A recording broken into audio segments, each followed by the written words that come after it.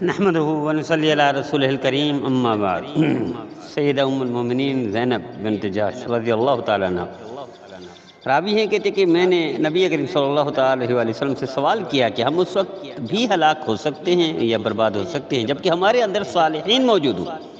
تو نبی کریم صلی اللہ تعالیٰ وسلم نے جواب دیا، ہاں ہو سکتے ہیں برباد ہلاک جب خباثت زیادہ ہو جائے۔ حدیث واضح طور پر اعلان کر رہی ہے کہ لوگوں میں جب خباثت کا غلبہ ہو جائے تو چند افراد کی نیکی یا ان کا وجود بربادی کو نہیں روک سکتا۔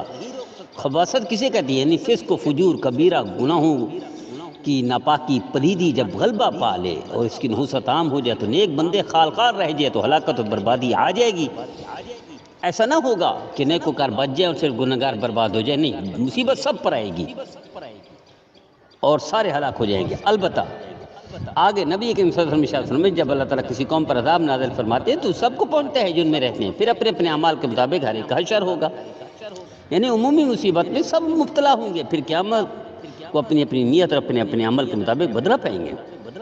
تو اس سے معلوم ہوا حدیث سے کہ گناہ و نافرمانی کی کثرت ہو جائے عمومی عذاب آ جانے کا خاص سبب ہے۔